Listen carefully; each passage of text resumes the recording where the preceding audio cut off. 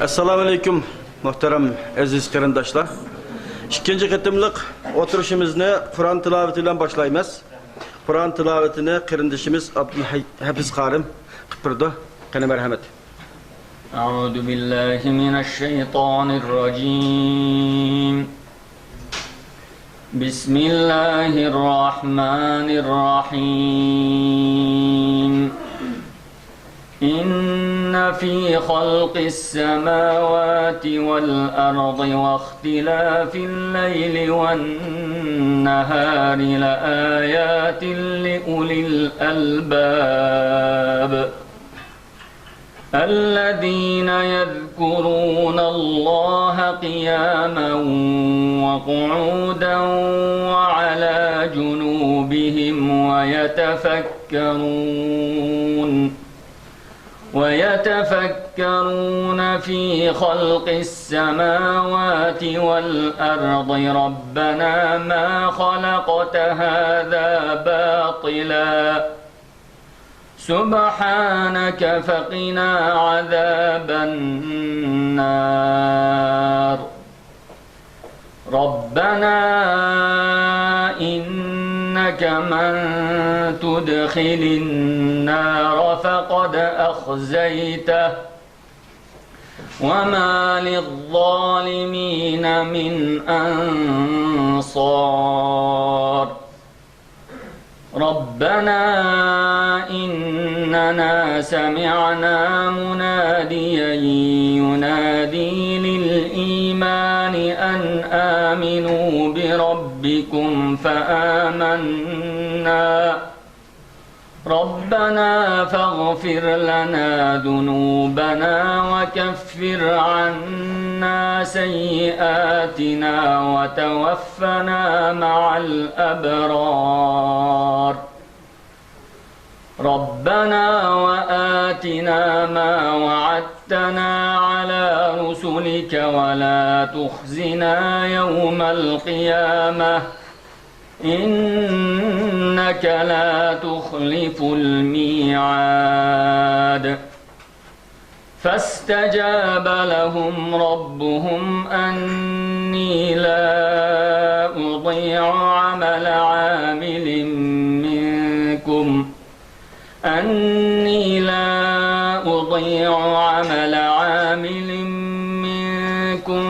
من ذكر أو أنثى بعضكم من بعض فالذين هاجروا وأخرجوا من ديارهم وأوذوا في سبيلي وقاتلوا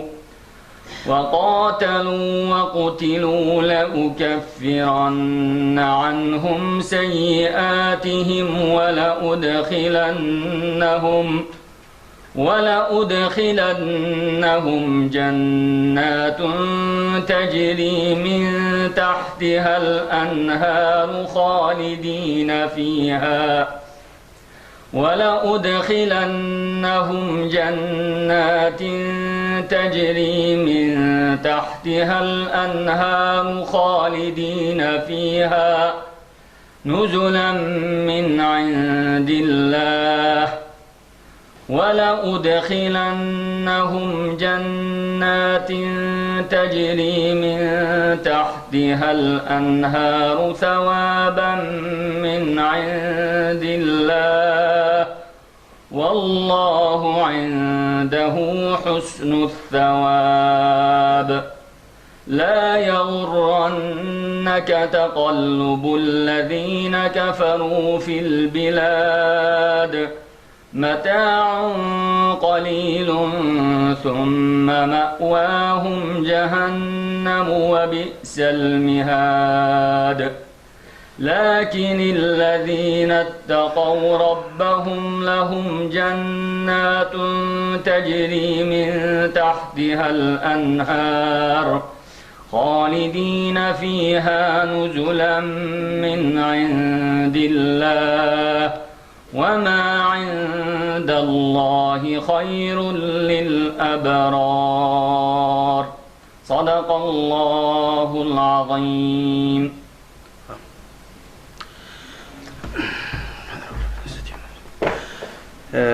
Növbetdeki orunlaştırış leksiyaken okşumagan fikri ekimler bilen muamele kılış usulları degan temidi eken. Bu leksiyani Ömer Faruk Korkmaz efendim kıppermekçi. Buyurun efendim. Euzu billahi mineşşeytanirracim. Bismillahirrahmanirrahim. Elhamdülillahi rabbil alamin.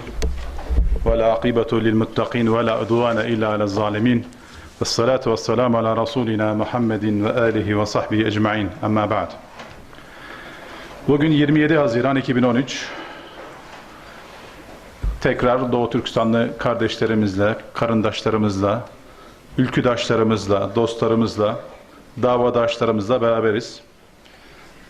Bana bu fırsatı veren Doğu Türkistan Marif ve Dayanışma Derneği'ne ve yöneticilerine ve değerli başkanlarına, şurasına ve bu davaya hizmeti geçen bütün kardeşlerime teşekkür ederek sözlerime başlamak istiyorum. Bana verilen konu Müslümanlar arası diyalog, iletişim, ilişkiler nasıl olmalı çerçevesinde bir konudur. Ancak konuşmama başlamadan önce Hidayet kardeşimiz biraz kendinizi tanıtır mısınız dediler.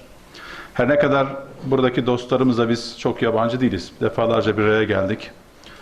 Zaman zaman müzakereler, istişareler yaptık ama yeni olan birkaç tane arkadaşımızın hatırı için kısaca bir özgeçmiş yapmamızda fayda vardır diye düşünüyorum. Biraz önce söyledim. Daha doğrusu takdimci arkadaşımız söyledi. Ömer Faruk Korkmaz. Türkiye'de Ispartalıyım. En önemli özelliğim İmam Hatip mezunu olmam. Bunu her yerde söylüyorum. Bizim için İmam Hatipli olmak çok anlamlıydı. Çünkü bizler yetiştirilirken o gün itibariyle 1970'li yıllarda, 80'li yıllarda sürekli bu ülkeyi bir gün siz yöneteceksiniz gençler. Çünkü sizin İmam Hatiplinin sarığı beyazdır, leke kabul etmez. Bu coğrafyanın, bu ülkenin en temiz çocukları sizlersiniz. Dolayısıyla bu ülkeyi yönetmeye en layık insanlar sizler olacaksınız diye hep bize motive ederlerdi. Ve arkadaşlarımız da o gün itibariyle genelde siyasal, hukuk, uluslararası ilişkiler gibi bölümlere girmek için gayret ederlerdi. Fakat çok ilginçtir. Ben ve birkaç arkadaşımız da ısrarla İslami ilimlerde okumak üzere karar aldık. Ve iyi ki de öyle yapmışız. Ve biz o hızla, o gazla, o motivasyonla kendimizi bir baktık Pakistan'da bulduk. Yıl 1982. Pakistan'a gittik. Pakistan'da Lahor'da hepinizin bildiği Cemaat-i İslami'nin merkezi Mansura'da bir yıl Arapça, İngilizce öğrendik. Çünkü iki dili de bilmiyorduk. Daha sonra da İslamabad'da bir üniversite olduğunu keşfettik. Hakikaten onun var olduğunu bilmiyorduk. Daha sonra İslam Üniversitesi'nde, Usulüddin Fakültesi'nde yani İlahiyat Fakültesi'nde, daha sonra aynı üniversitede master yaptık. 92 yılında da Türkiye'ye döndüm. Pakistan'ı bilenler bilir. Biz o dönem için çok şanslıydık. Çünkü Pakistan'ın en canlı, en hareketli, en dinamik dönemlerinde Pakistan'da bulunduk. O dönem içerisinde dünyadaki bütün İslami hareket liderleriyle tanışma imkanımız oldu. Pakistan'daki bütün cemaatleri yerinde birebir görüşerek inceledik. Aklınıza gelebilecek bütün cemaatler, Tebliğ cemaatinden tutun da Diyobendiler, Ehl-i Hadis, Şiiler, Birelviler, aklınıza gelebilecek bütün cemaatleri inceledik. Bu bize müthiş bir birikim kazandırdı. Dolayısıyla Türkiye'de Pakistan'ı en iyi bilen ilk belki 5 kişiden birisi olduğumu söyleyebilirim. Hatta bu konuda iddia da ederim. Birçok Pakistanlı'dan Pakistan'ı daha iyi bildiğimi de söyleyebilirim. Çünkü iyi çalıştık, biz ödevimizi iyi yaptık. Bu arada bir tane de espri mi kabul edersiniz, ne kabul ederseniz dedim. Bir gün Pakistan'a bir olay anlatacağım. Bir gün Pakistan'a giderken yanıma bir Pakistanlı bindi. O kitap okuyor, ben kitap okuyorum. Belli bir süre sonra tanıştık. Ve Pakistan gündemini, Pakistan siyasetini konuşmaya başladık. Tabii ben Pakistan'da okuduğumu söylemedim kendisine.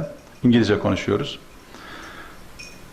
O kadar detaylı, ince meselelere girdik ki yani normal olarak bir yabancının bilme şansı sıfır onun açısından. Ve ben her söylediği şeye itiraz ediyorum. Çünkü kendisi Pakistan Halk Partisi'ndendi. Ve Pakistan'la ilgili değerlendirmelerinin yanlış olduğunu, sen Pakistan halkını tanımıyorsun diyorum ona. Ve bu adam da bir bakanın baş danışmanı yani. Pakistan hükümetinin bir bakanın baş danışmanı. En sonunda pes etti ve dedi ki sen dedi kesinlikle bir ajansın dedi.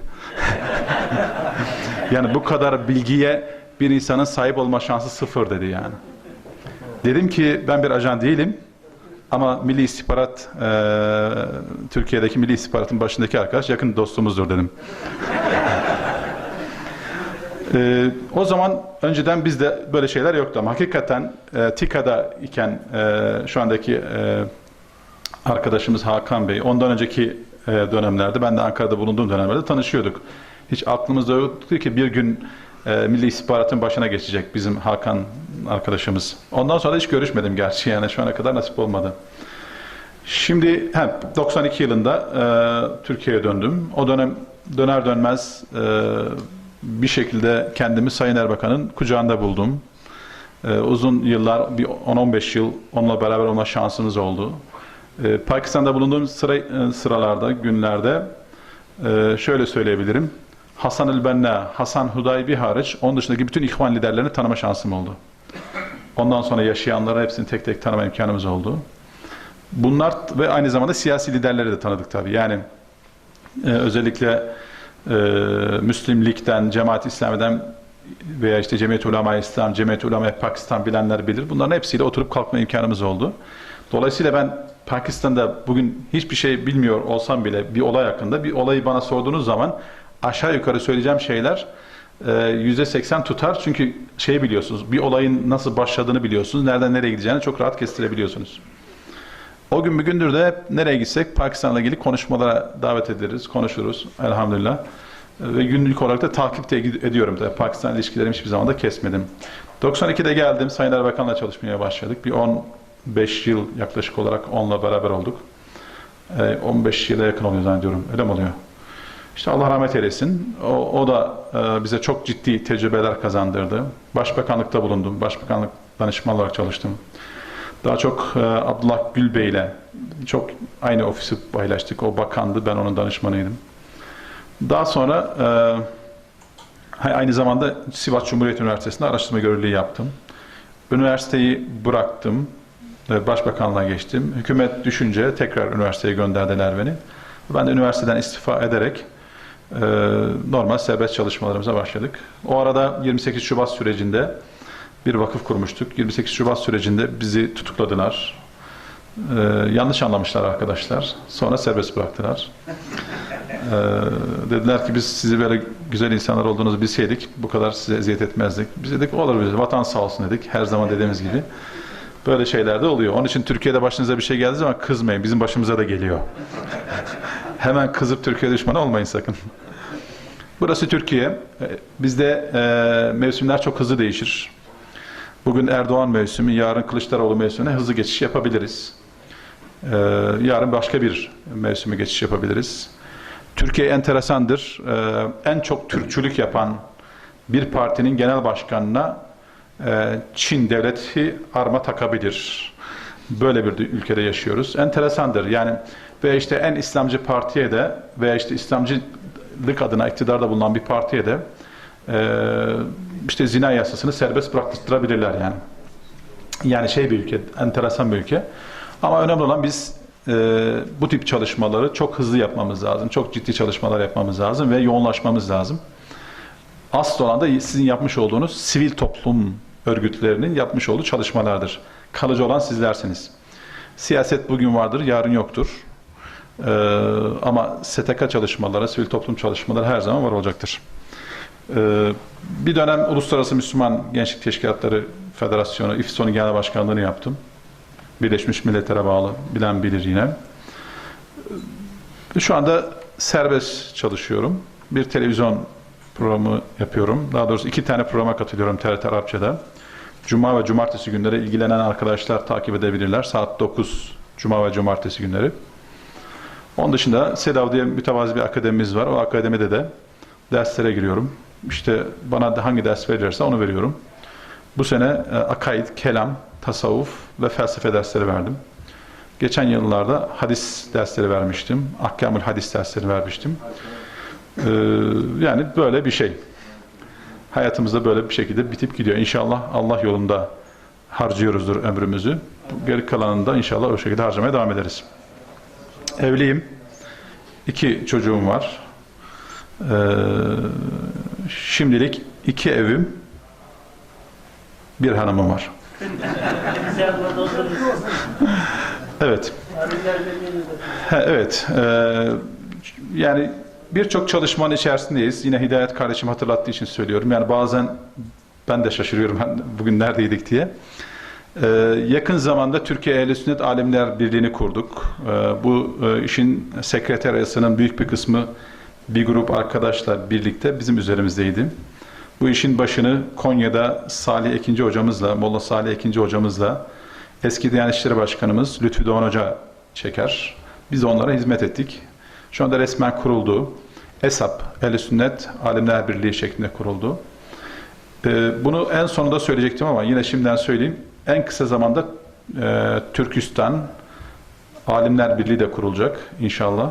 Bunun girişimini Abdülhakim Mahdum kardeşimiz başlatacak. Kendi komisyonunu kuracak. Onların bu komisyonu bizim çalışmamızın da bir üyesi olacak inşallah. Belki de bugün burada Doğu Türkistan Alimler Birliği'nin temelini atmış olmuş oluyoruz. Bunun şöyle bir faydası var. Siz bir kurum adına var olduğunuz zaman saygı duyulmaya başlıyorsunuz. Dün ne kadar Türkiye'de birçok Doğu Türkistan arkadaşımız vardı ama Doğu Türkistan Marif Derneği'nden sonra bir şeyler olmaya başladı. Bir hareketlilik başladı. Şimdi alimler de kendi aralarında bir araya gelirlerse, kendi meselelerini konuşurlarsa Doğu Türkistan'da herkes önüne geldiği gibi bundan sonra at oynatamaz. Doğu Türkistan Alimler Birliği'nin vermiş olduğu bir fetva orada ses getirir bundan sonra. Ve kalkıp birisi de Doğu Türkistan şartlarına uymayan fetvalar vererek Doğu Türkistan halkının aleyhine kararlar aldıramaz. Kimin nereden getirdiği, nasıl fetva verdiğini bilmediğimiz fetvalarla amel etmemiş oluruz. Bu kurumda da fetva kesinlikle şahıs olarak değil, uzun incelemeler, tartışmalar, müzakerelerden sonra çıkacağı için yanlış yapma ihtimali diğerlerine göre daha az olacaktır diye düşünüyorum. Ben şimdiden Abdülhakim kardeşimizin bu yeni görevin hayırlı olmasını diliyorum. Evet, konumuza gelecek olursak, bence çok iyi bir konu seçmişler. Bu konuyu bana özellikle niye verdiler onu da bilmiyorum ama geçen yıllarda olduğu gibi yine beni herhalde hep mayınlı alanlara sürmeyi çok seviyor Hidayet kardeşimiz. Ama olsun, bizim hayatımız mayınlı alanlarda dolaşmakla geçti. Konularla ilgilenmekle geçti. Bu önemli bir konu arkadaşlar. Yani Müslümanların kendi aralarındaki diyaloğu, iletişimi çok önemli.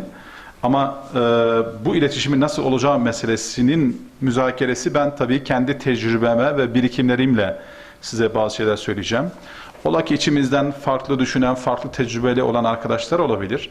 Onlar da bu konuşmanın akabinde kalkıp görüşlerini bildirebilirler. Müzakereye açık bir konu. Ben ne kadar konuşursam o kadar beni hesaba çekme hakkınız var. Bunu da şimdiden söyleyeyim. Özellikle 20. yüzyıl Müslümanlarının en büyük problemlerinden birisi Müslümanlar arası diyalog meselesi. Müslümanlar kendi aralarında nasıl bir dil kullanacakları konusunda çok tecrübeli değiller. Bunun bence en önemli sebeplerinden bir tanesi çok farklı ortamlarda, farklı kültürlerde yetişiyoruz. Yani aslında doğarken hepimiz dilsiz olarak doğuyoruz. Kültürsüz olarak doğuyoruz. Birikimsiz olarak doğuyoruz. Hepimiz eşit şartlarda doğuyoruz aslında. Ne oluyor daha sonra? Annelerimiz, babalarımız, sonra akrabalarımız, sonra bulunduğumuz çevre yavaş yavaş bize bir dil kazandırıyor. Bir karakter kazandırıyor. Şekillendirmeye başlıyorlar bizi. Daha sonra da okula gidiyoruz. Bu okulun ne okul olduğu çok önemli değil. Okullar bizi şekillendirmeye başlıyor. Dolayısıyla yavaş yavaş öbür doğan öteki kardeşlerimizden farklılaşmaya başlıyoruz.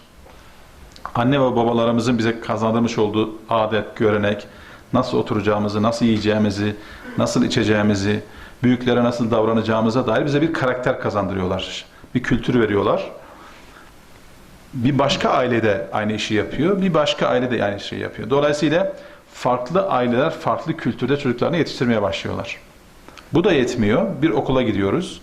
Okullarda eğer farklı hocalar farklı şekilde yetişmişse hocalar da bizi farklı yetiştirmeye başlıyorlar. Bazılarımız hele hele medreseye gidiyor. Bazılarımız da normal okullara gidiyor. Devlet okullarına gidiyor. Medresede okuyan bambaşka bir dille yetişiyor. Devlet okulunda okuyan ise daha bambaşka bir dille yetişiyor. Ve yavaş yavaş 0 kilometre tertemiz, günahsız doğan bu 2 tane çocuk 2 farklı kurumda okuduğu için aralarında uçurum oluşmaya başlıyor. Öyle değil mi? Çünkü birisi tamamen din diliyle konuşmaya başlıyor. Öbürsü ise tamamen filozof diliyle konuşmaya başlıyor. Felsefeci diliyle konuşmaya başlıyor. Sosyal bilimlerin diliyle konuşmaya başlıyor. Niye böyle söyledim? Çünkü yeryüzünde arkadaşlar bilginin kaynağı 2'dir. İnsanoğlu 2 kaynaktan besleniyor. Birincisi peygamberlerin getirmiş olduğu bilgiyle beslenenler. Birisi de felsefecilerin, filozofların, sosyal bilimcilerin, fen bilimcilerinin getirmiş olduğu bilgiyle beslenenler. Dolayısıyla 2 tane bilgi kaynağı var. Filozoflar ve peygamberler. Dolayısıyla ikisinin de dili farklı olduğu için 2 farklı kültürle beslenen 2 kesim zaman içerisinde anlaşamaz hale geliyor. Belki aynı coğrafyanın çocuğu olabiliyor. İkisi de Doğu Türkistanlı, ikisi de Türkiyeli, ikisi de Arap mesela. Ama anlaşamaz hale geliyorlar. Çünkü beslenme kaynakları çok farklı. İşte burada ciddi bir problemle karşı karşıya kalıyoruz. Bunun getirdiği başka sorunlar, zaman içerisinde cemaatleşmeler, zaman içinde bölünmeler, hepsi de çok iyi niyetli, çok iyi şeyler yapmak istiyorlar. Büyük hizmet etmek istiyorlar. Mesela bugün gündemimiz Doğu Türkistan olduğu için Doğu Türkistan üzerinden örnek verelim. Hepiniz Doğu Türkistan'a hizmet etmek istiyorsunuz ama beslenme kaynaklarınız farklı olduğu için de zamanla birbirinize karşı tepkisel olmaya başlıyorsunuz. Çünkü beslenme kaynaklarınız farklı. Bu da yetmiyor. Bir de medreseye giden, medrese dediğimiz İslam ilimleri kastediyorum. Medreseye giden şahısların da kendi içinde medreseleri farklı. Mektepleri farklı, bakış açıları farklı. Bunun da getirdiği bir başka sorun var. Mesela Pakistan'da örnek verelim, öyle başladık. Pakistan'da Deoband medreselerinde okuyan Doğu Türkistanlıların fikirleriyle Ehl-i Hadis medreselerinde okuyan Doğu Türkistanlılar farklı kalıplara giriyorlar. Veya Cemaat-i İslami medreselerinde okuyanlarla Tebliğ medreselerinde okuyanlar farklı şekilde ortaya çıkıyorlar. Bunların hepsi dün geldikleri zaman aynı fikri paylaşıyorlardı. Hepsi Doğu Türkistan davası peşindeydi. Ama zaman içerisinde Doğu Türkistan davasını unutmamakla birlikte kendi aralarında birbirlerine muhalefet etmeyi öncelemeye başlıyorlar. Öncelikleri haline geliyor. İşte burada din adına, İslam adına bir şey yapanlar yine dini bazı yanlış anlamalardan dolayı kendi vatanlarına, kendi ülküdaşlarına, kendi kardeşlerine, kendi memleketlerine, hatta kendi dinlerine zarar vermeye başlıyorlar. İşte tam da benim konum bu arkadaşlar. Nasıl? Yanlış söylüyorsam söyleyin. Buraya kadar bir sorun var mı? Tespitler doğru mu? Çok seviniriz. Şimdi biz ne yapalım ki bu problemi aşabilelim? Bu bir problem arkadaşlar. Şimdi tekrar dönelim. Biz ne dedik? Bilginin kaynağı 2'dir. Peygamberler ve filozoflar. Şöyle bir istigna var. Nasılsa Müslümanız. Hepimiz Peygamber Aleyhisselatü Vesselam'ın getirmiş olduğu din, İslam'ı kabul ediyorsak, benim çevremdeki arkadaşların diliyle söylüyorum, Kur'an ve sünneti de anladık mı, başka hiçbir şeye ihtiyacımız yok. Her şey Kur'an ve sünnette var diyorlar. Bu ne kadar masum, ne kadar tatlı, ne kadar doğru bir cümledir. İşte problem de tam burada başlıyor. Peki öbür taraftan bir başka Müslüman, senin kadar şanslı olmayan, temel İslami ilimlerde senin kadar beslenemeyen ama öbür taraftan onun da gerçekten entelektüel anlamda, kültürel anlamda çok iyi yetişmiş bir tarihçi, bir felsefeci, bir sosyolog, bir psikologla yan yana oturuyorsunuz. 2 Türkistanlı arkadaşımız bir türlü anlaşamıyor. Çünkü beslenme kaynaklarının farklı olması, farklı iki dünya oluşturmuş. İşte tam da bunu söylemek istiyorum ki bu iki dünyayı barıştırmamız gerekiyor. Hadis okuyan, fıkıh okuyan arkadaşlarımız diğer dünyalara da zorunda. Çünkü biz baştan söyledim, ortak bir dil yakalamak zorundayız. Maalesef benim de içinde bulunduğum ve çok sevdiğim birçok İslami hareket bu ortak dili yakalamak için çok fazla bir gayret içerisinde değil. İsimlerini vermeme gerek yok. Hepimizin sevdiği, dost bildiği, A'dan Z'ye hangi hareket varsa ortak bir dil yakalamak için gençleri çok kültürlü, Müslümanlar arası diyaloğa açık, öteki Müslümanları daha çok sevmeye yönelik bir programın içinde değiller. Bunu çözemediğimiz sürece, ortak hedeflere de daha çok kilitlenmeye yönelik bir eğitim vermediğimiz sürece bizim birlik ve beraberliğimizi koruma şansımız sıfır. Şöyle bir olay oluyor. Kur'an ve sünnet merkezi düşünüyorum diyen insanların hemen hemen tamamında aşırı bir samimiyet, aşırı bir ihlas olduğu için kendi düşünceleri dışındakileri, eğer kendi düşünceleri dışında başka düşünen insanlar varsa onlara kesinlikle toleranslı davranmıyor. Niye? Çünkü direkt Kur'an ve sünnetten alıyor ya bilgiyi. Dolayısıyla öbürsünün doğru olma şansı sıfır. Şunun farkında değil o kardeşimiz. Senin Kur'an ve sünnet diye getirdiğin delillerden bir tanesi. Aynı konuda müteradif, birbirine yakın, özellikle hadislerde farklı deliller var. Onun da ötesinde farklı delilleri bir de yorumlama biçimi var. Oradan istinbat edilmiş bir fıkıh var. Böyle olmasaydı mezhepler ortaya çıkmazdı. İmam-ı Şafii ortaya çıkmazdı Ebu Hanife'den sonra. Böyle olmasaydı sahabe arasında farklı fıkıh ekolleri oluşmazdı. Hadi mezhepleri bir kenara koyalım. Sahabe arasında, tabi'in arasında farklı medreseler oluşmazdı. Demek ki Kur'an ve sünnet bizim farklı yorumlar yapmamıza müsait iki önemli referans. Sahabede bu mümkün, tabi'inde mümkün, tebeüt tabi'inde mümkün, müçtehit imamlarda bu mümkün. Buna bir de sosyal bilimleri, son dönemde sosyal bilimleri de yetişmiş farklı insanları eklediğimiz zaman o zaman daha farklı yorumların ortaya çıkma ihtimali var. Sosyal birikimler dediğimiz olay, sosyal bilimler dediğimiz olay beşeri tecrübenin, dünyadaki beşeri tecrübenin birikimiyle ortaya çıkmış, araştırmalarla, alan araştırmalarla tecrübe ede ortaya çıkmış sonuçlar. Bunların bir kısmı yanlış olabilir ama büyük bir kısmı da doğru. Yani mesela diyelim ki trafik eğer bir bilimse diyorlar ki kardeşim yola çıktığın zaman özellikle 100 kilometrenin üzerinde araba kullanacaksan mutlaka şeyini bağla, kemerini tak diyor. Şimdi ben araştırıyorum. Kur'an ve sünnette böyle bir delil yok. Dolayısıyla takmıyorum. Bu kuralı koyana da takmıyorum, kemeri de takmıyorum diyebilir. Ama ilk kazada o kuralın ne kadar anlamlı bir kural olduğunu anlamış olur. Bunun gibi sosyal hayatta da başka kurallar var. Yani ölçümler yapıla, alan araştırmaları yapıla belli sosyal sonuçlara ulaşmış insanlar, bilim adamları. Şimdi bu sosyal birikim ve sonuçlar büyük bir kısmı Kur'an ve sünnette de çatışan bir yönü yok. Ama bütün problem şu, sosyal bilimcilerle İslami ilimler okuyanlar arasında ciddi bir uçurum var. Niye? Aynı eğitimden geçmedikleri için. Size hemen bir örnek vereyim. Rahmetli Ziya-ül Hak, Pakistan'da 1979-80'li yıllarda iktidara geldiği zaman dedi ki ben İslam hukukunu uygulamak istiyorum. Dolayısıyla bana 25 tane hem fıkıh bilen hem de hukuk bilen kanunlaştırma yapabileceğimiz 25 tane alim bulun dedi. Biliyor musunuz 1980'li yıllarda Pakistan'da 25 tane fıkıh bilen hukukçu yoktu. Bunu kendisinden dinlediğimiz için söylüyorum. Yoktu. Ne yaptılar bu problemi çözmek için o gün itibariyle? Pakistan İslamabad Uluslararası İslam Üniversitesi'ni kurdular.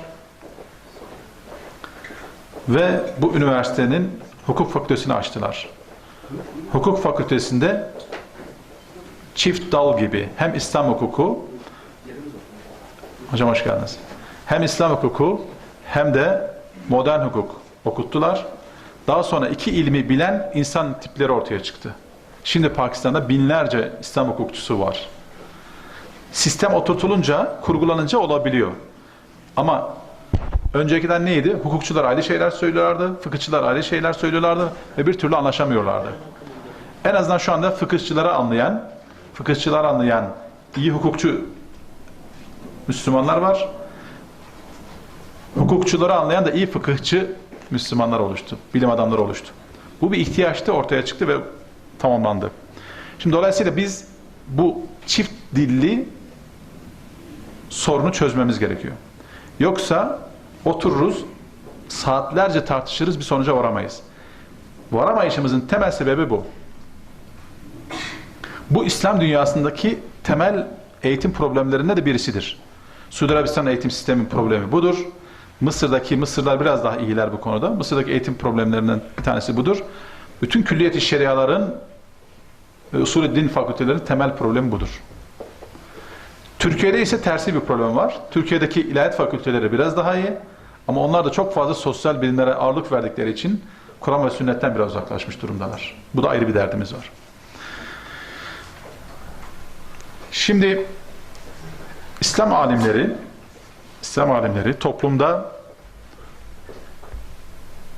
toplumun en önemli temsilcileridir. Eğer bir toplum kıyametini yaşamak istiyorsa kendi alimlerini yetiştirmesin yeter yani. Bir toplum kıyametinden, kendi geleceğinden, tarihini yok etmek istemiyorsa, kendi halkına korumak istiyorsa İslam alimlerini yetiştirmesi gerekir. Ama bu alimler toplumun içerisinde yetişmiş alimler olması yetmiyor. Bu alimlerin halkın alimleri olması gerekir. Bunu şuna benzetiyorlar. Mesela çay içeceksiniz, şekeri atıyorsunuz içine. Normalde çayın içerisinde 2 tane, 3 tane, 5 tane neyse şeker var.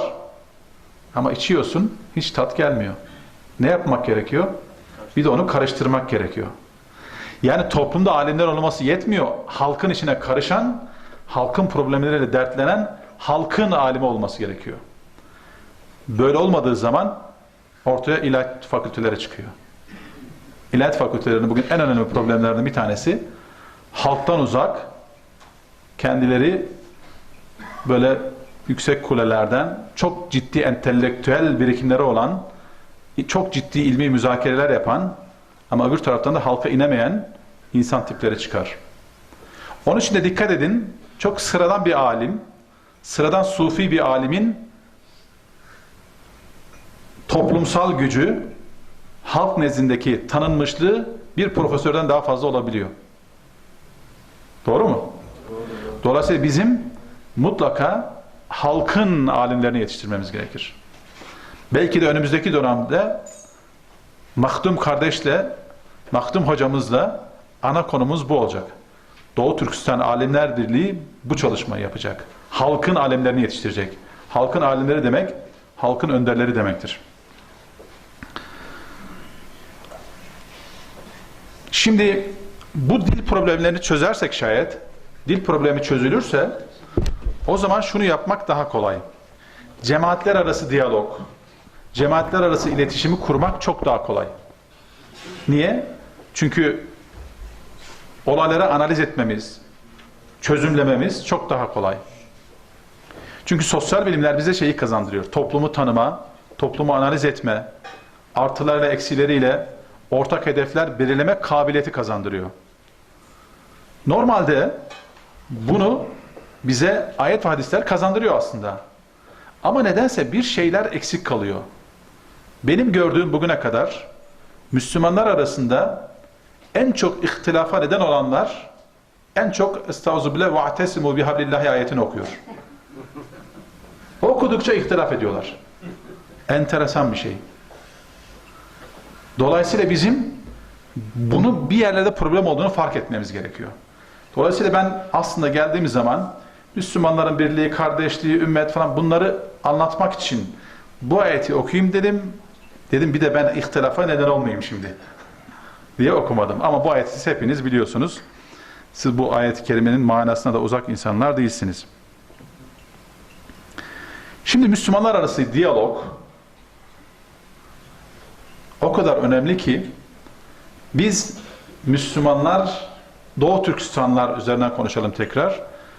Hepimiz aynı düşünmek zorunda değiliz. Bir ailede 5 tane çocuk var, hepsi farklı düşünebiliyor. Hepsi farklı karakterlerde olabiliyor. Sizler ise farklı şehirlerden, farklı kültürlerden, farklı tecrübelerden geliyorsunuz. Ama tek ortak özelliğiniz Doğu Türkistanlı olmak. Yani Hotenlilerle girmeyelim. Arasındaki tartışmaları biliriz. Bunu niye söylüyorum? Bu tartışmaların çok fazla bir hükmü yok. Niye yok? Çünkü biz hepimiz aynı geminin yolcularıyız. Dolayısıyla ortak hedeflerimizi belirleyip oralarda ittifak edeceğiz. Ama farklılıklarımızı da bileceğiz. Farklılıklarımızı bilmezsek diyalog yapamayız. Muhatabınız kimse onun bütün özelliklerini tanıyacaksınız ki ona göre diyalog yapabilirsiniz. Yani bizim ihtilaf etmemiz için o kadar çok sebep var ki bu toplantı, eğer o bağlamda düşünseydik bu toplantı bugün burada olmazdı. Ama sizler birçok şeyi bir kenara koymuş olmalısınız ki bu kadar güzel güzide topluluğu burada toplamışsınız, bir araya getirmişsiniz. Enteresan bir şey gözlemliyorum ben. İslam dünyasının şöyle bir problemi var. İnşallah sizde bu yoktur Doğu Türkistanlılarda. Müslümanlar veya bir coğrafyanın insanları diyelim ki bir iktidara karşı mücadele veriyorlar. Yani daha özgür olmak istiyorlar. Mücadele veriyorlar, işte direniyorlar, örgütleniyorlar falan filan. Ama enteresan olan şu, karşı çıktıkları iktidarın bütün özelliklerini kendileri taşıyor.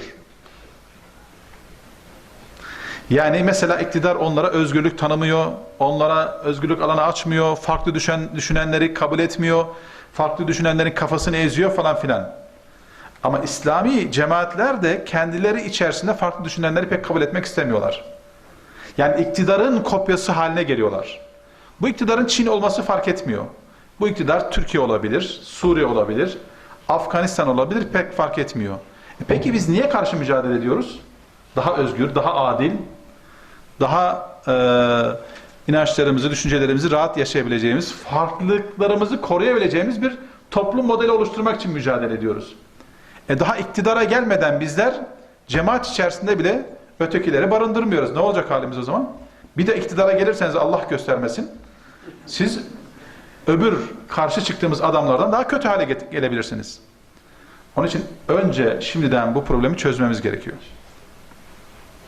Ve nitekim X ülkesinde, Y ülkesinde iktidara gelen bazı Müslümanlar sadece kendi cemaatlerinden veya hareketlerinden olan insanları bürokrasiye getirdikleri için sorun yaşıyorlar. Halbuki biz bir devlet gibi hareket etmek zorundayız. Devletlerin cemaatleri olmaz.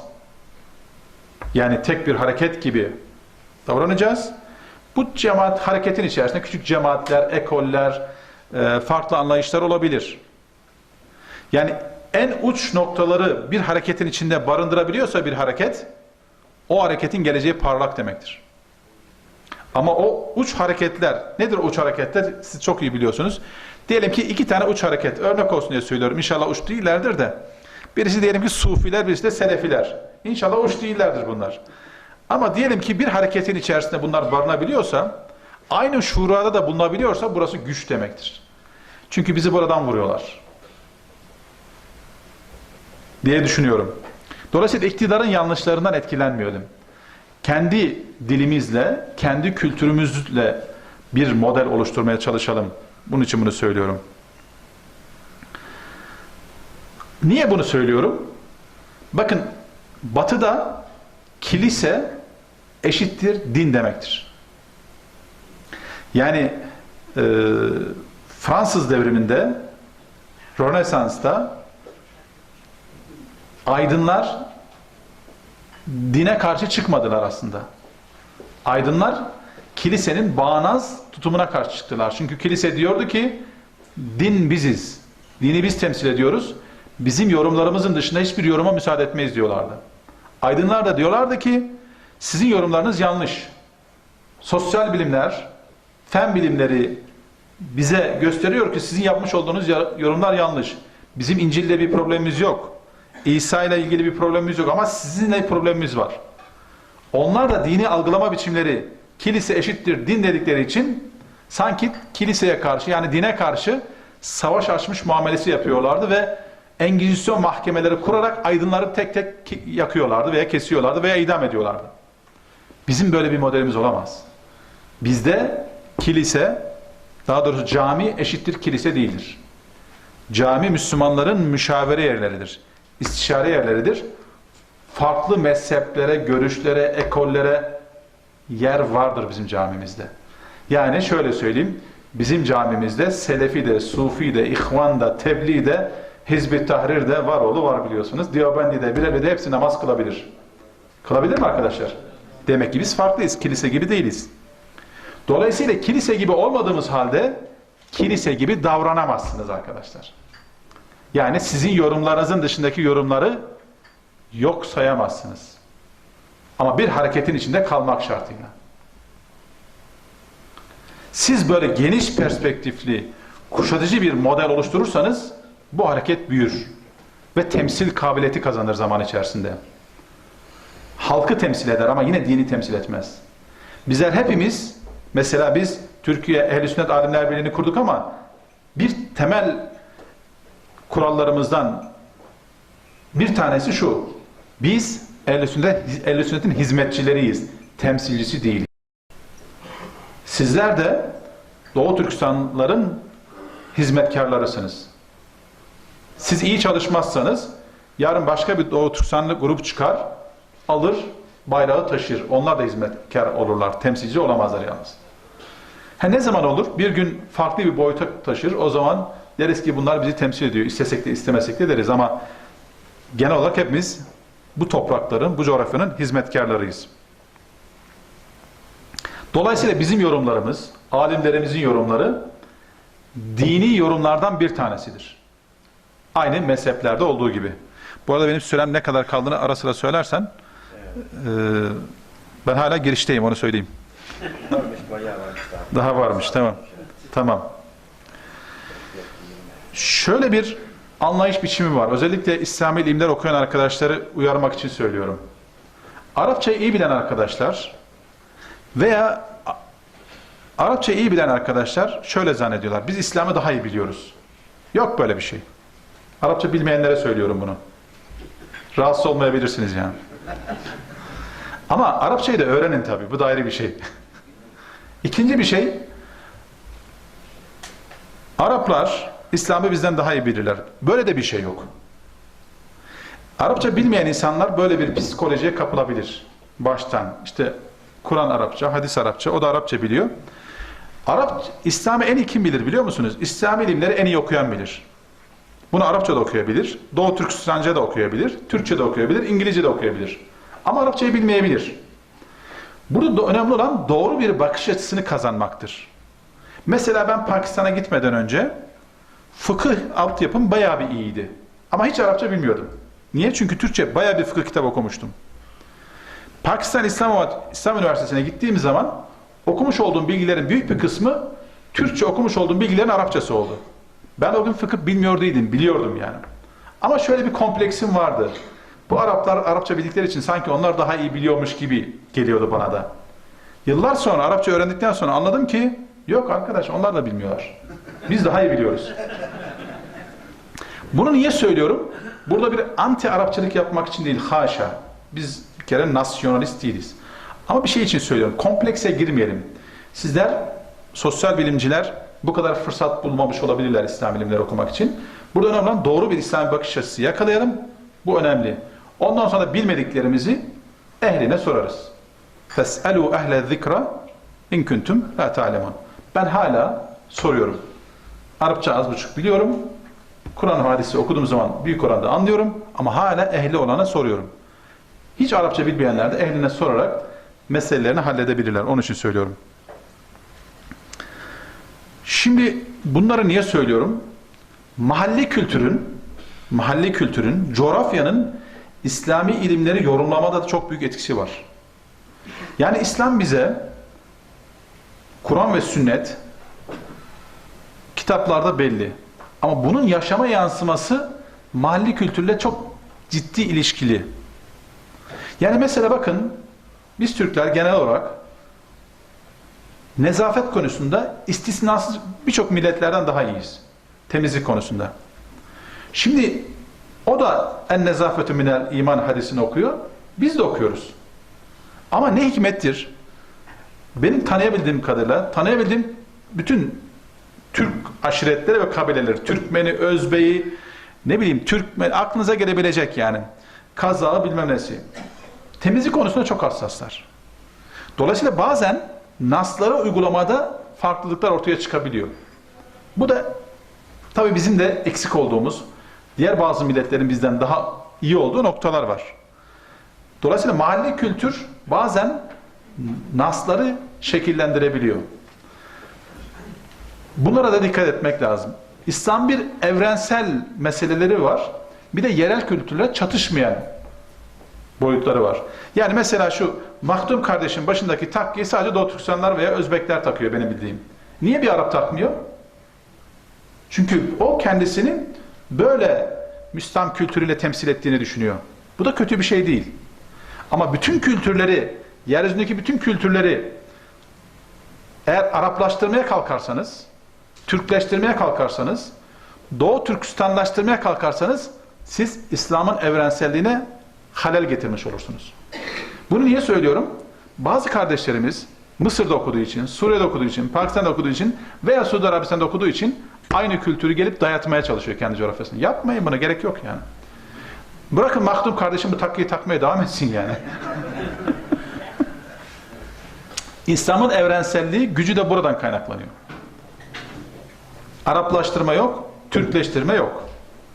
Ama ana konularda İslam'ın bize vermiş olduğu nasları en güzel şekilde anlayıp uygulama zorunluluğumuz var. Çünkü bir dini, bir etnik kökene bağlamak çok riskli ve tehlikeli bir şeydir. Asıl nosyonuna uzaklaşmaya başlar. Bunun en güzel örneğini biliyorsunuz İranlarda görüyoruz. İran kültürüyle iç içe giren bir anlayış biçimi bugün nasıl sorunlar oluşturduğunu ümmete hepimiz takip edebiliyoruz. Bir de milletlerin, bizde millet aslında Müslüman anlamda kullanılır ama bugünkü anlamda söylüyorum. Millet yani farklı etnik yapılardan bahsediyorum. Bazı etnik yapıların kendine göre artı özellikleri olduğunu söylemiştim. Mesela Türkiye'de enteresandır. Medrese çalışmaları bizim Kürt kardeşlerimizin arasında daha yaygın. Bu çok güzel bir şey. Kürtler nerede bulunsalar hemen medrese açıyorlar. Bu saygı duyulacak bir şey. Eskiden Türkler de böyle yapıyorlar ama belli bir süre sonra bu hizmet daha çok Kürt kardeşlerimizde kaldı. Şimdi yavaş yavaş batıya tekrar geliyor. Mesela siz bilirsiniz ama bir konuyu paylaşmak istiyorum. Türkler biliyorsunuz ilk defa sizin atalarınız, bizim atalarımız ilk defa sizin coğrafyada Müslüman oldular.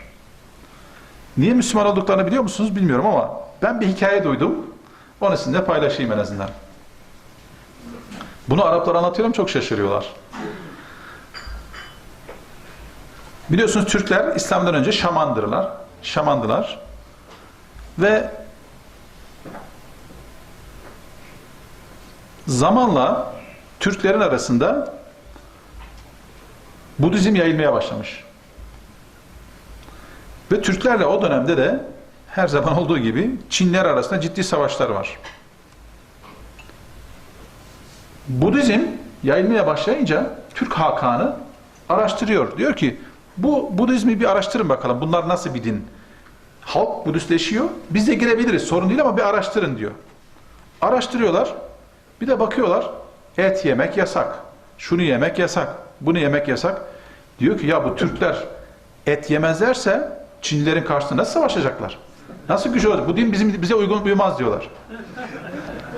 O sırada sahabe de bölgeye gelmiş, tebliğ yapıyor. Onlar da İslam'ı anlatıyorlar. İlk soru şu: sizde et yemek caiz mi değil mi? Et yemenin caiz olduğunu anlayınca tam diyorlar. Bu bize uygun bir din. Üstelik bir de cihatı var, tam bize uygun. Ve İslam'a giriyorlar, Budizm'e girmiyorlar. Ve o gün bugündür Türkler hem et yiyorlar, hem de İslam'ı yaşıyorlar.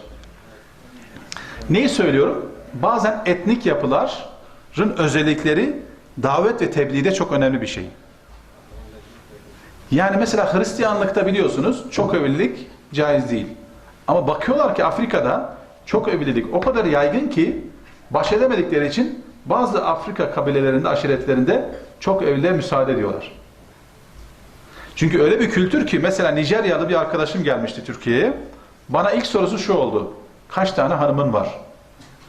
Ya biz kaç tane çocuğun var diye soruyoruz. Adam bana kaç tane hanımın var diyor. Dedim ki bir tane dedim. Bana çok acıdı. dedi ki ya dedi benim hanım dedi birinci hanımı alır almaz dedi. Hemen dedi bana ikinci hanımı buldu. Üçüncü hanımı buldu. Dördüncü hanımı buldu dedi. Dedim niye yaptı?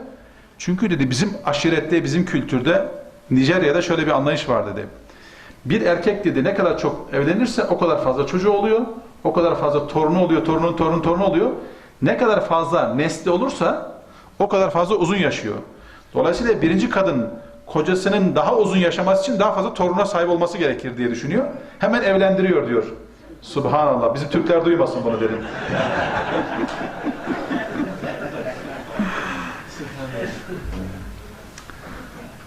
Evet. Şimdi bir gün Pakistan'dayız. Yusuf İslam yeni Müslüman olmuş. Sarığını takmış, Pakistan'a gelmiş ve kim var? Yusuf İslam, Abdullah Azzam ve böyle belli şahsiyetlerle akşam Yusuf İslam ilk yeni Müslüman olmanın heyecanı ve İngilizce marşlar söylüyor. Abdullah Azzam diyor ki siz de eşlik edin gençler falan diyor. İttihat Talebet Müslümin'in merkezindeyiz. Yusuf İslam da o zaman Afganlı muhacirlere, kamplara yardım etmek için bir miktar para getirmiş. Onun için gelmiş. Şimdi bizim Arap Müslümanlar da bir yere vuracaklar, bir soru sormaları gerekir ki onu Yusuf İslam üzerinden atış yapacaklar. Dediler ki Yusuf İslam Bey, ben tercüme ederek söyleyeyim. Brother Yusuf İslam dediler. Tebliğ cemaat hakkında ne düşünüyorsun? Şimdi tam konumuza uygun bir örnek bu. O da dedi ki yeni Müslüman olmuş. Bakın hikmete bakın. Dedi ki yeryüzünde 1,5 milyar Müslüman var.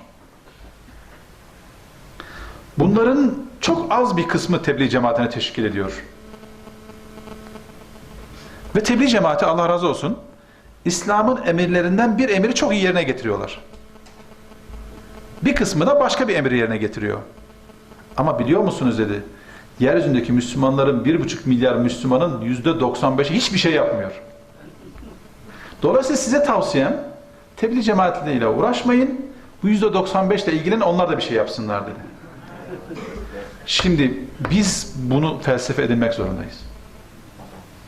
Bunu yeni Müslüman olmuş bir insan görüyor ve biz göremiyoruz. Bir gün Hindistan'dayım.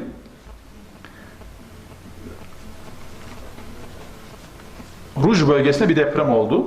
Ahmedabad bölgesine bağlı bu. 14 gün o bölgede kaldık. İHA'nın yardım çalışmaları için gittik. Takdir ilahi bizi de karşılayan bir arkadaşımız. Bombayla karşıladı, bizi o gönderdi. Dört dörtlük bir Müslüman, pırıl pırıl, tertemiz bir Müslüman, genç. Birelvi, benim Pakistan'da okuduğumu biliyor. Israrla sağımdan giriyor, solumdan giriyor. Ben hangi cemaattenim onu tespit etmeye çalışıyor. Bana acaba Diyobendi miyim? Ehl-i Hadis miyim? İşte Cemaat-i İslami'den miyim? Yoksa Birelvi miyim? Birelvi olmadım kesin. Ama anlamaya çalışıyor. Ben de hiç pas vermiyorum. Diyorum ki ya biz Türkiye'liyiz, bu işlerle uğraşmıyoruz diyorum. Biz hepsini seviyoruz falan diyorum. Israrla merak ediyor. Çocuk da iyi bir çocuk. Bir gün ben hakikaten çocuğa bakarak üzgün bir şekilde yüzüne bakıyorum. Dedi ki niye üzgünsün dedi. Çok üzgün gördüm bugün seni dedi. Dedim ki üzülüyorum. Niye üzülüyorsun dedi. Dedi ki Müslümanlar kendi aralarında çok kötü bölünmüşler. Kimisi Birelvi olmuş. Şimdi net şeyler söylüyorum. Kimisi Diyobendi olmuş, kimisi Tebliğci olmuş, kimisi Selefi olmuş, kimisi Sufi olmuş. Ve bunların hepsi dua ediyor dedim. Ne diyor dua ediyorlar biliyor musun? Mesela Birelviler diyorlar ki Ya Rabbi Vahabilerin evini başına geçir diye dua ediyorlar. Şimdi Vahabiler de Bireyliler için diyorlar ki ya Rabbi şu Bireylerin evlerini başına geçir, yık. Diyobendiler de başkasına beddua ediyor. Tebliğciler de başkasına diyelim. Ki en az beddua edenler tebliğciler, o da ayrı bir şey. Dedim ki korkarım bunların hepsinin duası kabul olacak. Ya kabul olursa ortada ümmet kalmayacak dedim. Ona üzülüyorum dedim. Şimdi düşünebiliyor musunuz? Ümmet böyle parçalara bölünmüş. Ortada bir diyalogsuzluk var, dil problemi var. Sosyal bilim, İslam bilimler ayrımını yaptım. Ve anlaşamıyorlar. Hepsi de beddua ediyor maşallah namazdan sonra. Ya duaları kabul olursa? Onun için Allah-u Teala dualarımızı kabul etmiyor. İyi ki de kabul etmiyor bazılarını. En azından bazılarını. Yoksa ortada ümmet kalmayacak yani. Ve bu tartıştığımız konuların da büyük bir kısmı tali meseleler, asli meseleler değil. Ben tam 3 sene çok sevdiğim bir arkadaşla aynı odada kaldım. %100 anlaşamadığımız ama birbirimizi çok sevdiğimiz, bu da enteresan bir şey. Selefi bir kardeşimizdi. Şimdi çok meşhur birisi. İsmi de söyleyeyim, yabancı değil, çok iyi bir kardeştir. Yani Ahmet Muvaffak Zeydan. Cezire televizyonda çok meşhur birisi oldu şimdi. Ya insan belli konularda anlaşamaz mı? Hiçbir konuda anlaşamıyorduk. Diyordum ki sen ve senin gibiler bir gün Hanefileri ümmeti Muhammed'den dışarı çıkaracak yani. O kadar radikaldi o zaman. Şimdi o da akıllandı. Biz de akıllandık. Biz de olgunlaştık tabii. Buna gerek yok. Yani hakikaten gerek yok. Daha sonra okudum. Okudukça anladım ki onun suçladığı bütün konuların hemen hemen büyük bir kısmı altı boş şeylermiş. Hadislere ulaştıkça, delillere ulaştıkça yani müştehitler boşuna ihtilaf etmemişler. Dolayısıyla bu tartışmalar, bu kadar birbirini yok sayan bir tartışma biçimi sağlıklı değil. Ne yapmamız gerekiyor? Bizim genel noktalarda, ortak hedeflerde anlaşmamız gerekiyor. Onun dışındaki konularda herkes kendi görüşünü. Lekum mezhebikum ve li mezhebi yani. Burada lekum dinikum ve li din demek yol anlamında kullanılabilir. O da kullanılabilir. Şimdi dolayısıyla bizim özellikle Türkistan davası gibi veya başka davalar gibi büyük davalarda daha kuşatıcı olmamız gerekiyor. Bir gün rahmetli Abdullah Azzam, şimdi Perşembe oruçları tutuyoruz. O da işte bize sohbet falan filan veriyor. Bu arada ben Abdullah Azzam'ı şahıs olarak çok severim. Ama bu şu anlama gelmiyor. Bütün fıkhını benimsediğim anlamında, aynı fıkhı Türkiye'de ve dünyanın başka yerlerinde uygulanması gerektiği anlamına gelmiyor bu. Ama hayatta gördüğüm en ihlaslı, en derviş tipli adamlardan bir tanesiydi yani. Hoş bir Müslümandı. Yani olabilecek bir kısım insanlar onu farklı yorumlasalar da ben hala onun Allah rahmet eylesin şehit olduğuna ve iyi bir Müslüman olduğunu düşünüyorum. Şimdi o ihvan kökenli biri biliyorsunuz. Ve kültürü, yetişme tarzı tamamen İhvan-ı Müslümin. Dolayısıyla bugün hem ihvanla problemi olup hem de onun yolunda olacağız demek çok sağlıklı bir şey. Onu söylemeye bir gönderme yaptım yani. Şimdi Perşembe günleri oruç tutuyoruz. Sonra diyor ki şunları da çağırın. Üniversiteden öğrencileri de çağırın. Bizim İttihat'taki arkadaşlar bir türlü çağırmıyorlar bunları. Her hafta söylüyor, yine çağırmıyorlar. Bir gün dedi ki leş la ted'un haula şebab. Niçin çağırmıyorsunuz bunları? Çünkü dedi onlar Müslüman kardeşlerden değiller. Onun için mi çağırmıyorsunuz dedi. Çok yazık dedi. Çok yazık size dedi.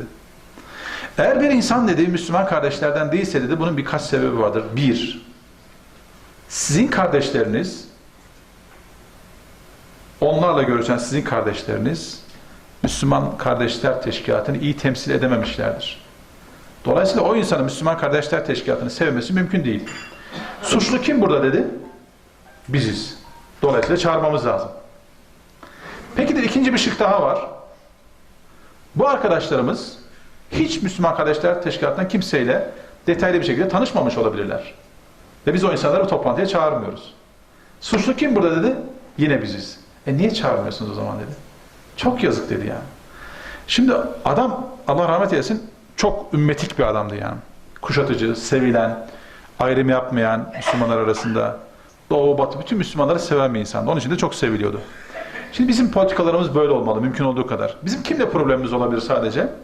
Bazen bizim topraklarımızda, bizim coğrafyalarımızda, bizim toplamda almış olduğumuz stratejik kararlara ters ve bu yapıyı da tanımayan ve yaptığı her çalışmada da toplamda Müslümanlara sorun oluşturan tipler var. Bu insanlardan biraz uzak dururuz ama uzak dururuz sadece. Aleyhinde de konuşmayız. Deriz ki bizim o yolla işimiz olmaz. Ama kendi yapımız içerisinde de bunlara da çok fazla müsaade etmeyiz. Çünkü onun kafasında bir iş var. O sürekli tahrip yapacak. Çünkü bunların bazıları, çok iyi bildiğim için söylüyorum, diyoruz ki ya Müslümanlar yeryüzünde imarla sorumludur, daha pozitif, daha icabi olun, daha müsbet olun falan filan dediğimiz zaman yok diyor. Biz zaten yaşımız 30'u geçmez. Nasıl olsa şehit olacağız yeryüzünde. Tamam, şehitlik çok kutsal bir makamdır ama bizim yeryüzünde yapacağımız çok görevler var daha. Yapacağımız çok hizmetler var. Evet, süremiz doluyor. Tamam, bitiriyorum ben de o zaman. Hemen bitirebilirim isterseniz. Şimdi diyalog dedim, iletişim dedim. Kendine güvenen, kendi birikimi olan hiçbir zaman diyalogtan korkmaz. Bu diyalog birinci derecede Müslümanlar arasında olmak zorunda. Şimdi diyalog herkesinde her yerde olur. Öbür kısma girmiyorum çünkü o diyalog anlayışı Türkiye'de çok kirletildi. Ama diyalog her zaman herkeste olur.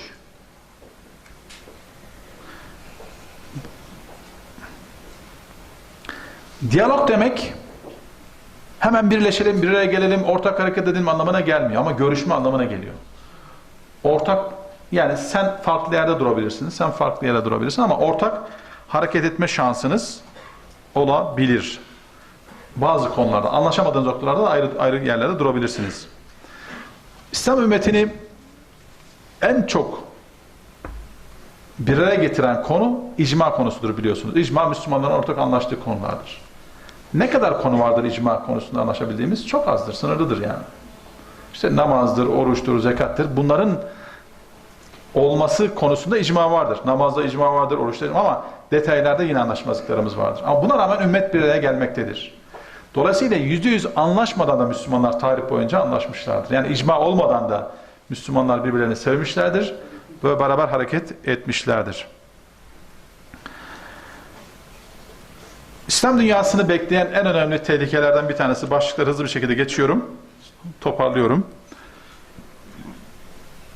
En önemli tehlikelerden bir tanesi oryantalizmdir.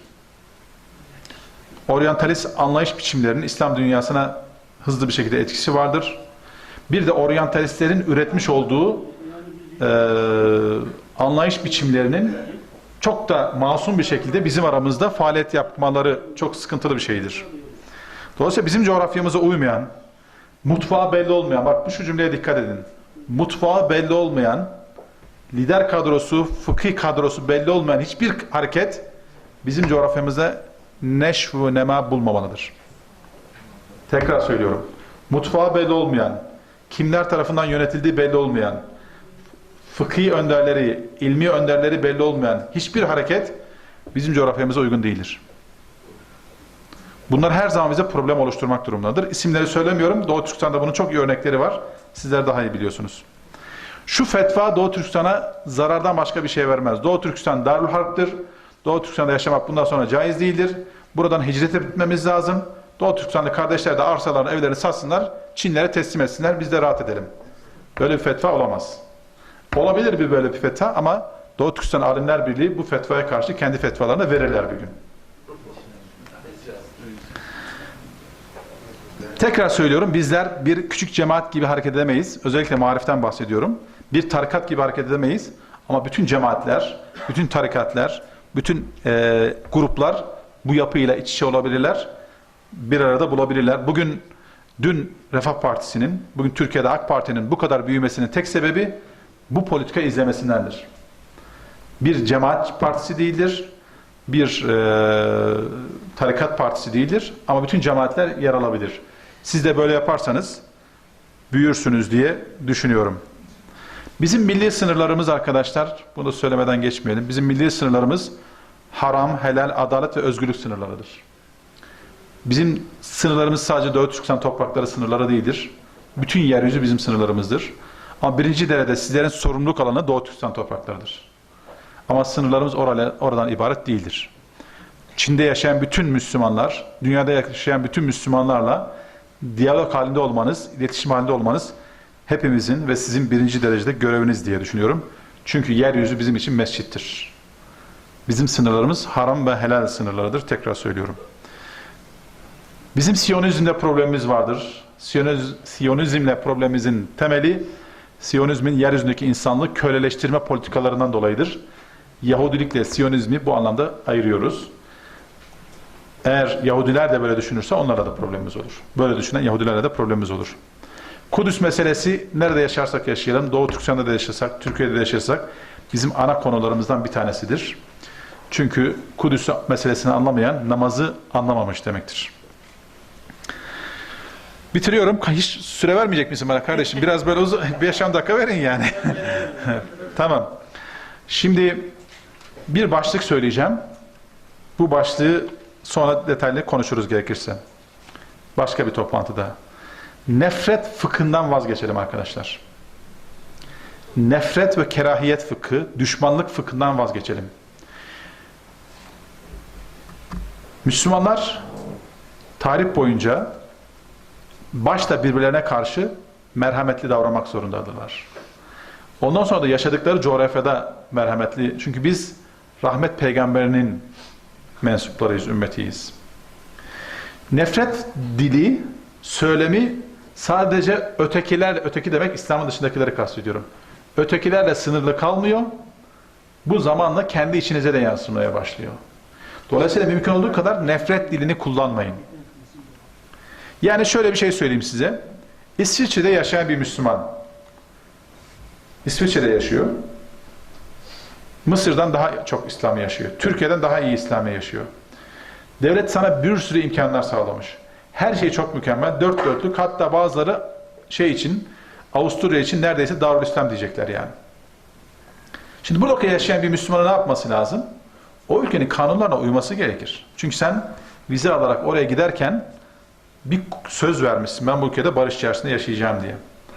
Ama hala o ülkenin insanına nefretle bakıyorsa bu insanın İslam anlayış biçiminde sorun var demektir. Çünkü bu insan bu bakış açısıyla bir tane insana bile tebliğ yapamaz. Çünkü hep düşman gözüyle bakıyor karşı taraftakine. O da yetmiyor. Oraya düşman baka kalbi kararıyor. Kendi içindeki Müslümanlara da kavga eder hale geliyor. Dolayısıyla nefret fıkhından uzak duralım arkadaşlar. Savaş ortamının diliyle barış ortamının dilini birbirine karıştırmamak lazım. Şimdi bizim gençlik yıllarımızda bir büyük cihat vardır, bir de küçük cihat vardır diye ayrım yapılırdı. Sonra sağ olsun bizim bazı Arap dostlarımızla tanıştıktan sonra böyle bir hadis yok, sahihtir falan diye bizi ikna ettiler, sağ olsunlar. Ben şimdi tekrar dönüyorum. Büyük cihat vardır, küçük cihat vardır arkadaşlar. Büyük cihadın ne olduğunu, küçük cihadın ne olduğunu biliyoruz. Tanımlamaları biliyoruz. Cephede düşmanla birebir savaş küçük cihattır. Niye küçük cihattan sonrakine büyük cihat denmiş? Çünkü savaşmak kolaydır. Ama bir ülkeyi imar etmek, kalkındırmak, eğitimde, ekonomide, kültürde bir ülkeyi kalkındırmak büyük cihattır. Siz bu cihadı başarmanız savaşmaktan daha zor bir şeydir. Şu anda Suriye'de olan küçük cihat, yarın büyük cihada döndüğü zaman en büyük problemi o zaman yaşayacaklar. Dolayısıyla bu bakış açısıyla baktığınız zaman büyük cihat, küçük cihat ayrımı hala geçerlidir. Ama büyük cihat demek camiye dönüp tesbih çekmek, zikir yapmaksa böyle bir cihat tanımıyoruz biz. Bu cihat bireysel bir cihattır. Bizim kastettiğimiz toplumsal bir ülkeyi, bir toplumu, geleceğini ilgilendiren cihattan bahsediyoruz. Bunu da bitirmiş olduk. Hepinize bir tavsiyem var. Kendi yaşadığınız toplumun psikolojisini tanımadan o ülkenin insanlara mesaj göndermeyin. Kendi ülkenizin hepiniz Doğu Türkistanlısınız ama çok uzaksınız şu anda. Kendi insanınızın, gençliğinizin geldiği noktayı tanımadan, geldikleri, ilgilendikleri konuları bilmeden o ülkenin insanlara mesaj göndermeyin, yanlış anlaşılır, anlamazlar. Benim ülkemde bile kuşaklar çok hızlı değişiyor. Bu coğrafyada da kuşaklar çok hızlı değişiyor. Ve en apolitik denen Türkiye'deki sporcu gençlik, bakın son bir ayda Türkiye'de ne kadar politize edilebildi. Ama onu politize edecek dili yakaladılar. Önemli olan o. Siz o dili yakalayabiliyor musunuz? Dolayısıyla dikkat etmemiz gereken konulardan bir tanesi, kitlenin psikolojisini çok iyi bilmemiz lazım. Kitleyi intihara sürükleyici bir dil kullanmayın. Kitleyi, o kitleleri, Müslüman toplulukları zarara sokucu, önü alınamaz tahriklere sürüklemeyin.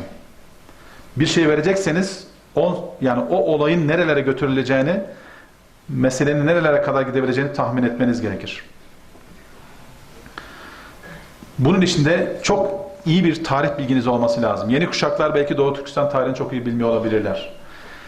Tarih bilgisi, öncelikler fıkıh bilgisi, evleviyat fi fıkh-ı İslami, örgütlenme, cemaat olma bilincini çok iyi vermeniz gerekir.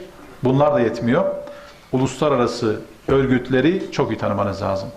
Bu örgütler herhangi bir tavır karşısında, sizin çalışmalarınız karşısında size nasıl tavır takınabilirler? Kiminle işbirliği yapabilirsiniz, kiminle yapamazsınız? Veya sizin yaptığınız başkasına hizmet ediyor mu, etmiyor mu? Ediyorsa biraz daha gözden geçirmemiz gerekir çalışmalarımızı diye düşünüyorum. Bir de bu çalışmanın, yani Doğu Türkistan Marif Derneği çalışmalarının yavaş yavaş uluslararası önemli kuruluşlarda ve örgütlerde üye olması gerekir. Mesela Birleşmiş Milletler olabilir. Birleşmiş Milletler'in size kazandıracağı çok şey olmayabilir ama orada sizin olmanız size çok, yani ülke olarak bir şey kazandırmayabilir ama size tecrübe kazandırır. Oralarda bulunduğum için söylüyorum.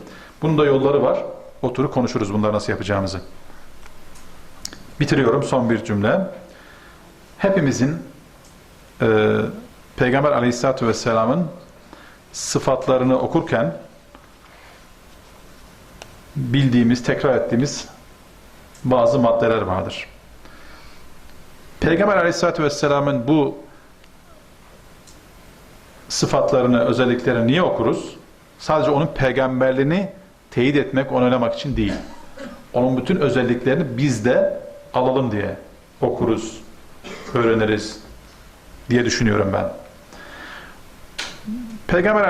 Peygamber Efendimiz Aleyhisselatü Vesselam'ın sıfatlarından bir tanesi sıdk idi.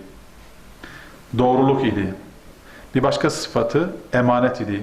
Emin olmak, güvenilir olmaktı. Şimdi biz bu sıfatlara sahip değilsek başka hiçbir işle uğraşmaya gerek yok. Önce bu sıfatları bir kazanmamız gerekir. Başka hiçbir işle uğraşmayın. Hareketsiniz, örgütsünüz, marifsiniz, bilmem ne.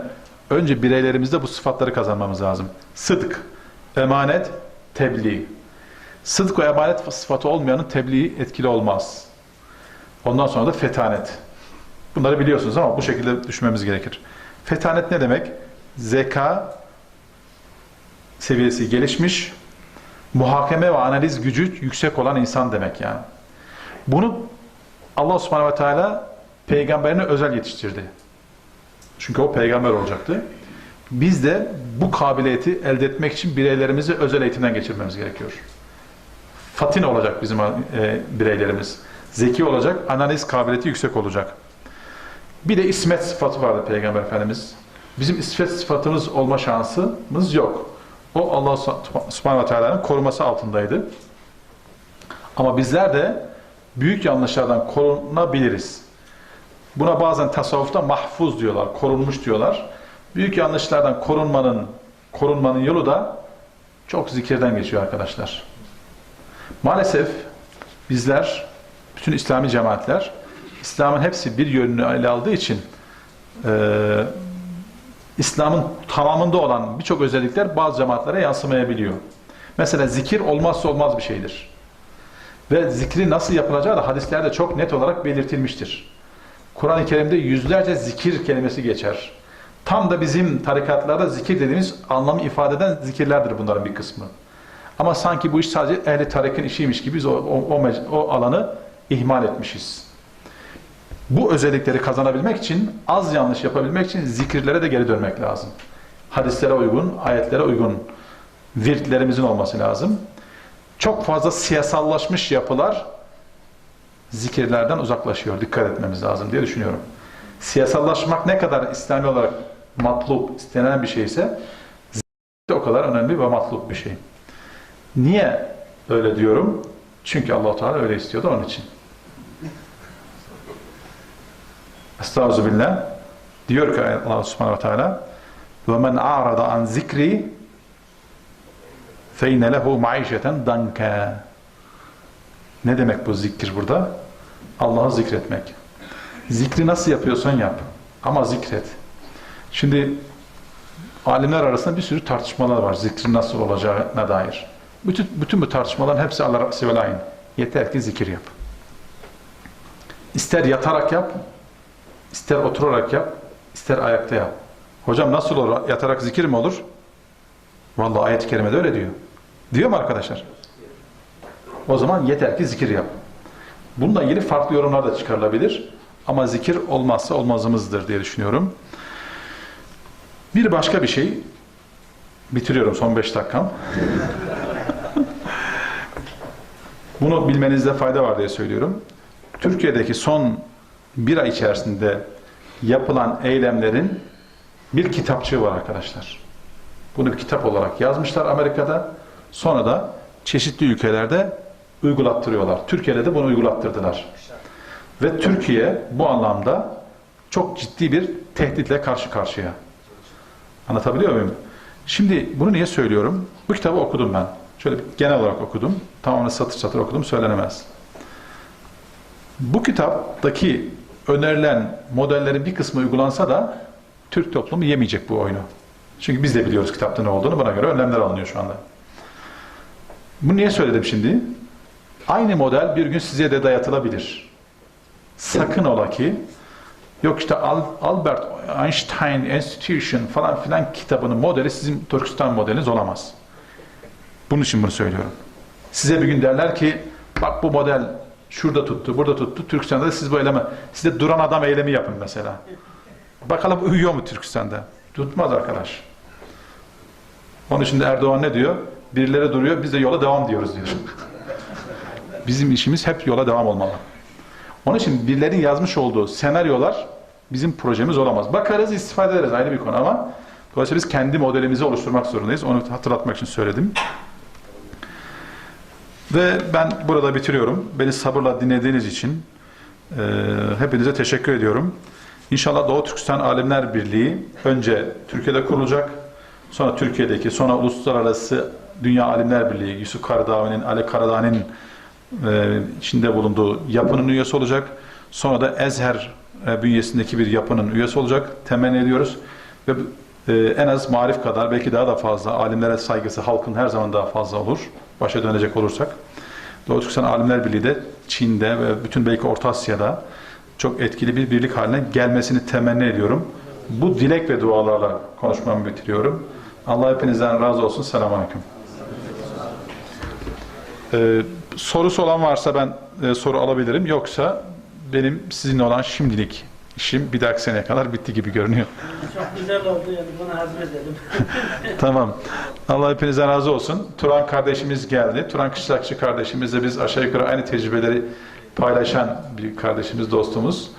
Eminim o da size çok güzel şeyler anlatacaktır. Beni sabırla tekrar dinlediğiniz için Allah hepinizden razı olsun. Sağ olun, var olun. Kıymetli bu sunumlarından dolayı Sayın Ömer Faruk Korkmaz Efendime çok çok teşekkür ederiz. Allah ilmini, azmini daha ziyade etsin diyoruz. Allah razı olsun. Kendisini daha hayırlı, büyük işlere vesile etsin diye Allah'tan niyaz ediyoruz. Hep beraber inşallah. Oh, my Lord, my sins are like the highest mountain. My good deeds are very few. Their love